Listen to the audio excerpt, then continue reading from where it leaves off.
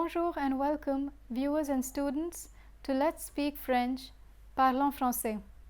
These lessons on basic French are short and easy, and if you follow the program regularly, I can assure you that very soon you will be able to understand French quite easily.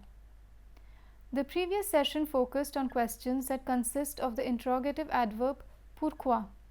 In today's session, we'll focus on other interrogative adverbs and examine how these are used for framing questions.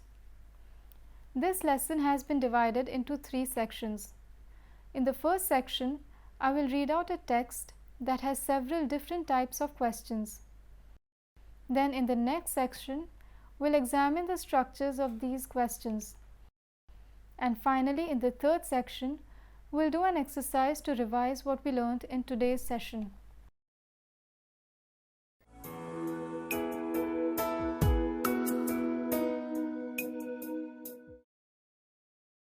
We'll begin the lesson with a French text. This text consists of a dialogue that takes place between a mother and her inquisitive child. Their conversation is about the famous Austrian composer Mozart.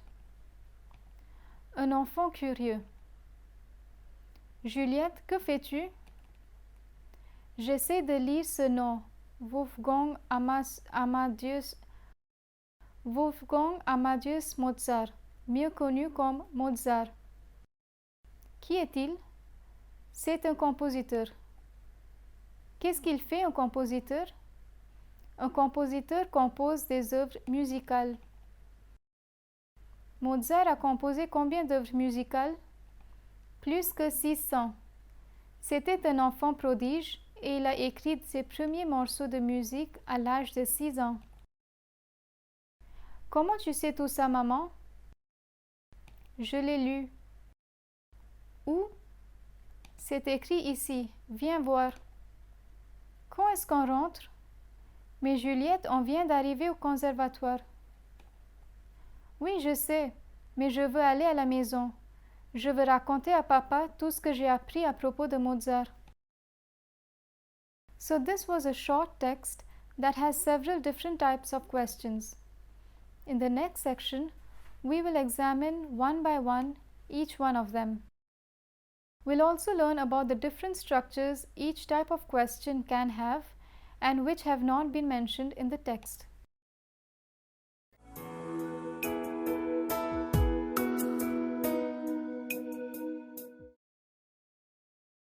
In the text, we have 6 types of interrogation, each structured around a different interrogative word.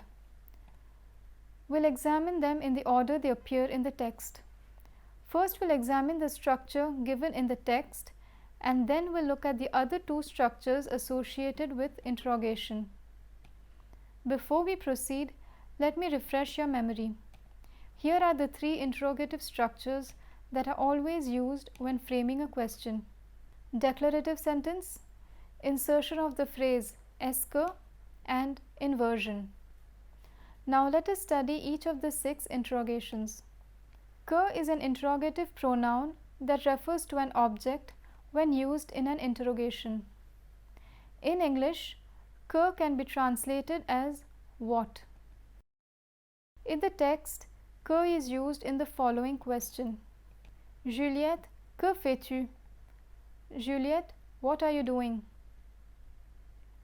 In this example, the word order is que plus verb plus subject.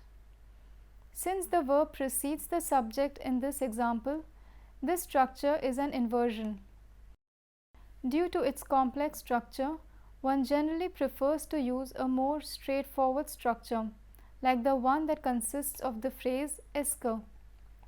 So when we use the interrogative pronoun que with est-ce que, we have the following structure. Que plus est-ce que plus subject plus verb. The phenomenon of elision must take place between que and est-ce que, hence it changes to qu'est-ce que. The text has an example of this structure as well. Qu'est-ce qu'il fait, un compositeur? What does a composer do?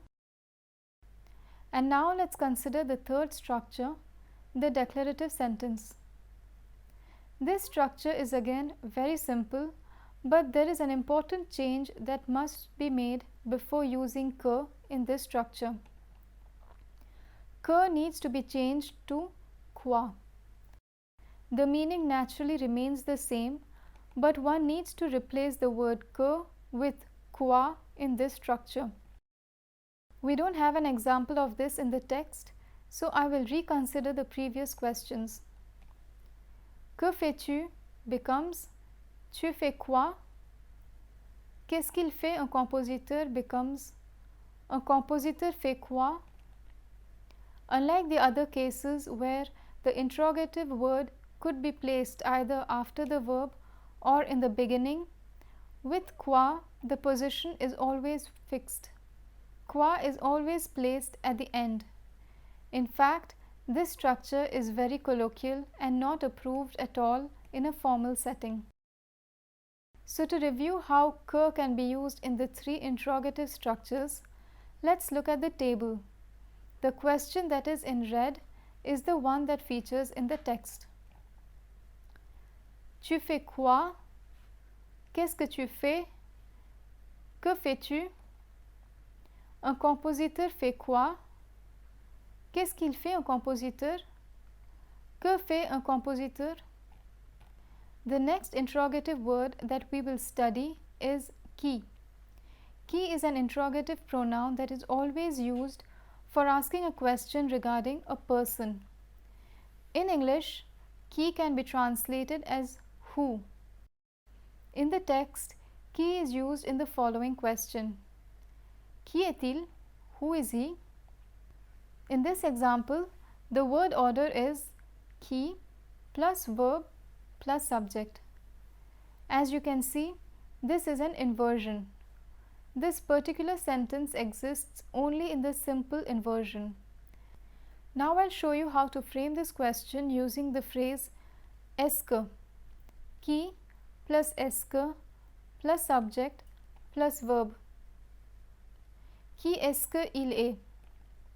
The phenomenon of elision must take place between que and il. Hence it changes to qui est-ce qu'il est. These two structures are most frequently used when asking the identity of a person. The third structure, that is the declarative sentence, is not used at all. So to review how qui can be used to frame a question, let's look at the table. Qui est-ce qu'il est and qui est-il? The third interrogative word that we will examine is combien. Combien is an adverb that refers to a quantity.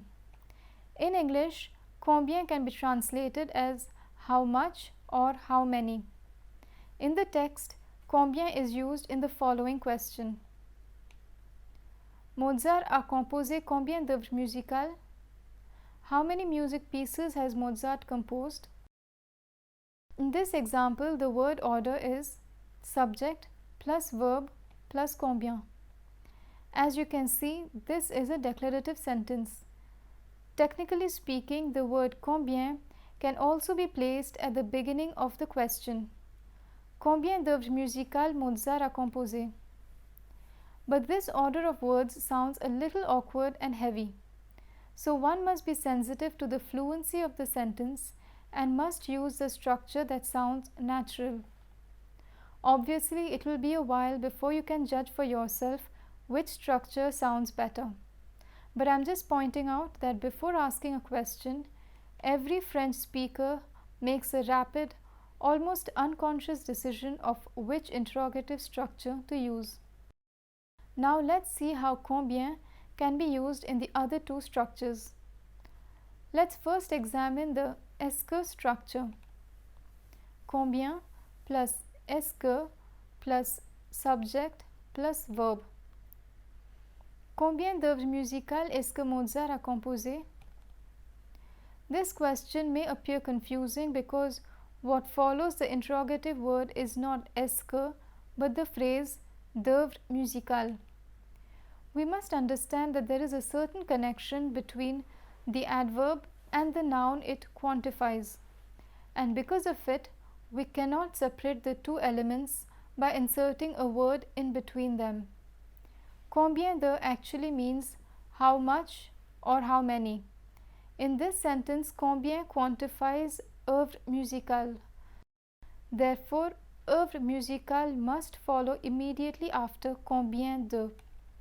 To better explain the word order, let me illustrate it this way. Combien de plus noun that it quantifies plus est-ce que plus subject plus verb.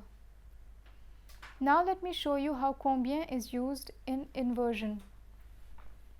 Combien d'œuvres musicales Mozart a-t-il composé? This example is a complex inversion since the subject is repeated.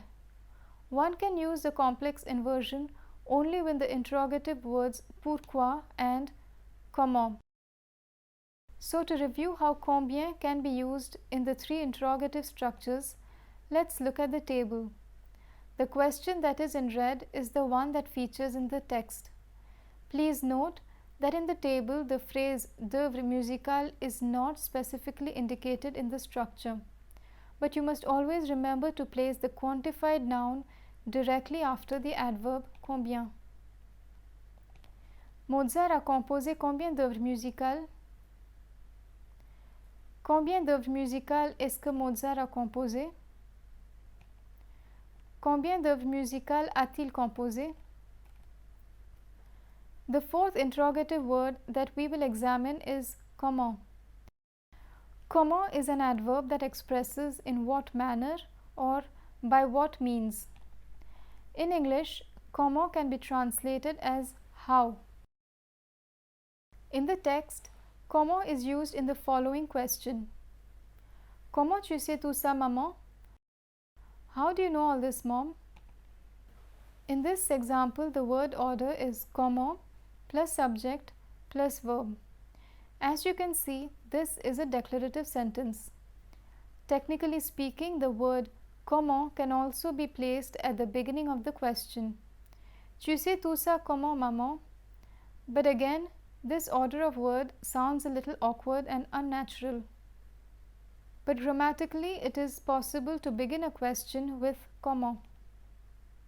Now let's see how comment can be used in the other two structures. Let's first examine the est-ce que structure. Comment plus est-ce que plus subject plus verb. Comment est-ce que tu sais tout ça, maman? This structure is the most prevalent one when framing a question with comment. Now let me show you how comment is used in inversion. This structure is not commonly used, especially the complex inversion, but still I will show it to you. Comment sais-tu tout ça, maman? Comment maman sais-tu tout ça?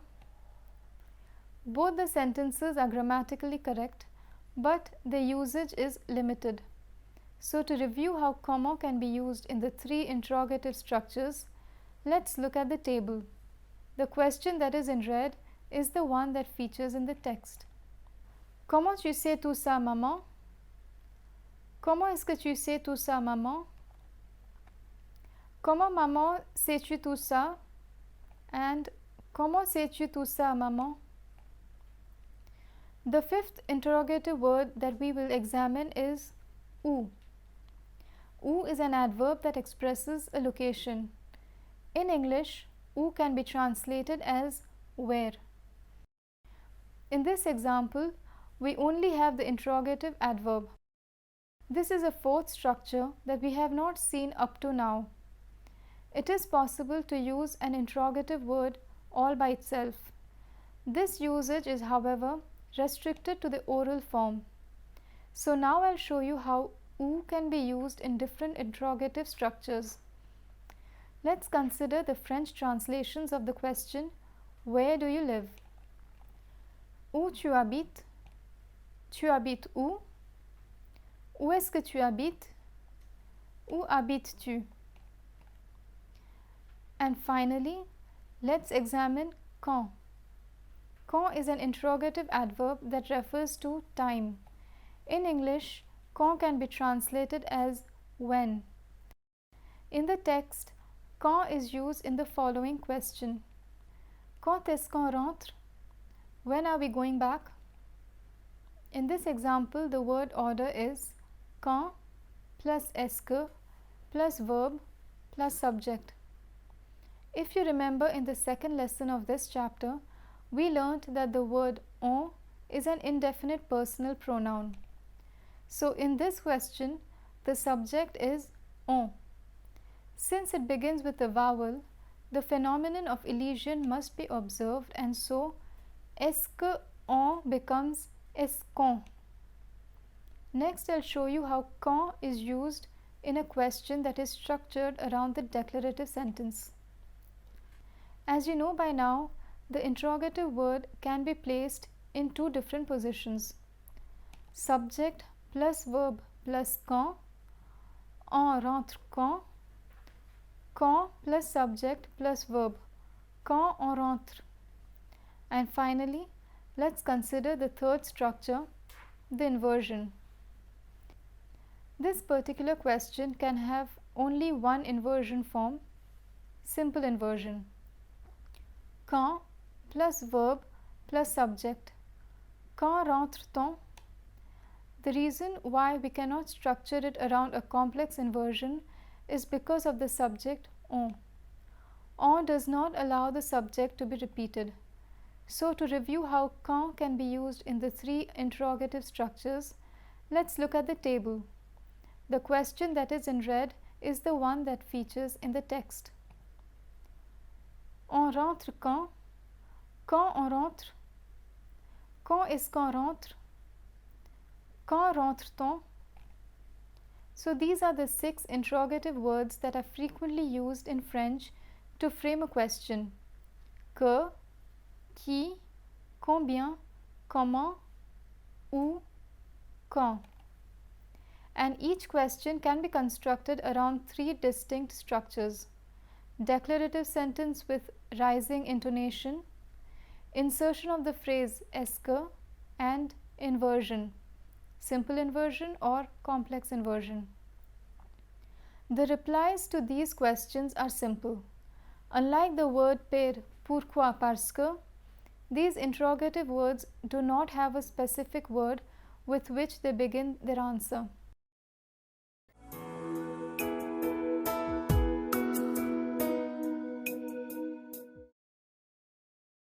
In this third section, we will revise what we learned in today's session on different structures of interrogation. A short exercise has been provided below. We have to choose the right answer from the 3 options provided. The structure that needs to be used has been indicated within the brackets. Je pense que c'est une mauvaise idée. Simple inversion. The right answer is B. Que penses-tu? Je pense que c'est une mauvaise idée. What do you think? I think it's a bad idea. Elle coûte 20 euros. Est-ce que? The right answer is B. Combien est-ce que cette jupe coûte? Elle coûte 20 euros. How much does this skirt cost? It costs 20 euros. Je le garde sur la table à l'entrée. Declarative sentence. The right answer is A. Où tu gardes la clé de la voiture? Je le garde sur la table à l'entrée. Where do you keep your car keys? I keep it on the table at the entrance. Sans œufs. Est-ce que? The correct answer is C. Comment est-ce que Charlotte prépare le gâteau? Sans œufs. How does Charlotte make the cake? Without eggs. Seulement le dimanche. Simple inversion. The right answer is B. Quand regardes-tu la télé? Seulement le dimanche. When do you watch TV? Only on Sunday. With this, we come to the end of our 5th lesson. This lesson was divided into 3 sections. In the first section, I read out a text that has several different types of questions. In the second section, we examined the structures of these questions. And finally, in the third section, we revised today's lesson by doing an exercise on the various interrogative structures. I hope you enjoyed today's session. In the next class, we'll begin Chapter 5. The first lesson will be on the present tense of IR ending verbs. I hope to see you in the next class. Thank you and à bientôt. See you soon.